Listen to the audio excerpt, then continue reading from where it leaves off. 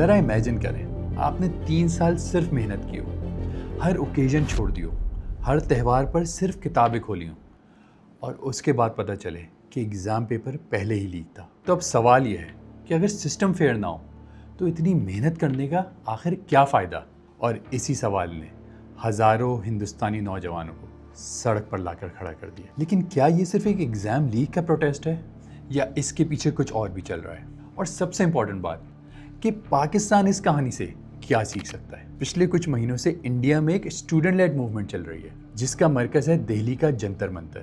شروعات ایک alleged exam paper leaks ہوئی۔ اسٹوڈنٹس کا کہنا تھا کہ ہم سالوں محنت کرتے ہیں اور کچھ لوگ کرپشن اور پیسوں کے ذریعے سے اس پورے سسٹم کو مینیپولیٹ کرتے ہیں۔ اس موومنٹ نے بعد میں چل کر ایک نیا نام اختیار کیا، کاکروچ موومنٹ۔ اور یہ نام اس لیے مشہور ہوا کہ کچھ پروٹیسٹرز نے کہا کہ ہمیں کاکروچ کہہ کر نیچا دکھایا گیا، اور انہوں نے اس نام کو ہی ریزسٹنس کی پہچان بنا دی۔ اگر ہم پروٹیسٹرز کی بات کریں تو ان کی چند بنیادی ڈیمانڈز ہیں۔ نمبر 1 کہ ایگزام سسٹم ٹرانسپیرنٹ ہو۔ نمبر 2 پیپر لیک میں شامل افراد کے خلاف کارروائی کی جائے۔ Number 3 education minister Dharmendra Pradhan اپنی پوزیشن سے استعفیٰ دیں۔ نمبر 4 فیوچر ایگزام سیکیور بنائے جائیں۔ اور نمبر 5 ینگ جنریشن کے لیے نیو اپرچونیٹیز پیدا کی جائیں۔ اب یہ بات صرف ایجوکیشن سسٹم تک محدود نہیں رہی، اب بات آ چکی ہے ایجوکیشن پلس بیٹر گورننس۔ ہر کہانی کے 2 پہلو ہوتے ہیں، اور گورنمنٹ کا کہنا ہے کہ وہ اس ایشو کو اگنور نہیں کر رہے، اور Indian prime minister Narendra Modi نے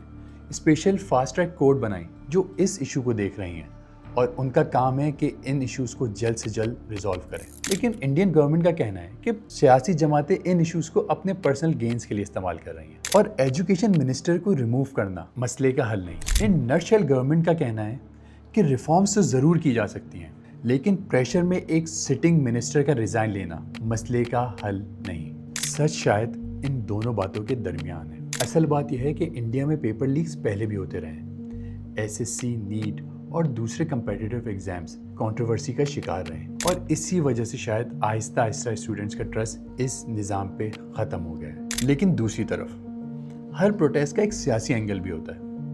اپوزیشن نیچرلی گورنمنٹ کو کرٹیسائز کرے گی، اور گورنمنٹ نیچرلی خود کو ڈیفینڈ کرے گی۔ اس لیے ہر خبر کو صرف ایک سورس سے سمجھا نہیں جا سکتا۔ کریٹیکل تھنکنگ ہی اصل اسکل ہے۔ اب آتے ہیں سب سے امپورٹنٹ حصے پہ کہ اس پوری کہانی سے پاکستان کا کیا تعلق ہے۔ بہت گہرا تعلق ہے، کیونکہ اگر اسٹوڈنٹ کا سسٹم پر بھروسہ ختم ہو جائے تو صرف ایجوکیشن سفر نہیں کرتی، اکانومی بھی سفر کرتی۔ ٹیلنٹ ملک چھوڑنے لگتا ہے، میرٹ کمزور ہوتی ہے، اور کرپشن نارمل لگنے لگتی ہے۔ اگر پاکستان کو ٹرن اراؤنڈ کرنا ہے تو اس کو ان 3 چیزوں پر فوکس کرنا ہوگا: ٹرانسپیرنٹ ایگزامینیشن، اسٹرانگ اکاؤنٹیبلٹی، اور ایسی گورننس جہاں انسٹیٹیوشن انڈیویجول سے زیادہ پاورفل ہو۔ کیونکہ جب انسٹیٹیوشن اسٹرانگ ہوتے ہیں تب پروٹیسٹ کم اور پروگریس زیادہ ہوتی ہے۔ And let's be very honest, ہر پروٹیسٹ صحیح نہیں ہوتا اور ہر گورنمنٹ غلط نہیں ہوتی، لیکن ڈیموکریسی میں ایک چیز ضروری ہے: لوگوں کو ان کی بات کہنے کا حق، اور حکومت پر اس بات کا جواب دینے کی ذمہ داری۔ اگر آپ ایسی ریسرچ بیسڈ ویڈیوز دیکھنا چاہتے ہیں تو پرواز کو ضرور سبسکرائب کریں۔ اور یہاں ہم صرف خبریں نہیں دیتے بلکہ ان خبروں کو کرٹیکلی ایویلویٹ کرتے ہیں اور اس کے بعد فیکٹس کو پریزنٹ کرتے ہیں۔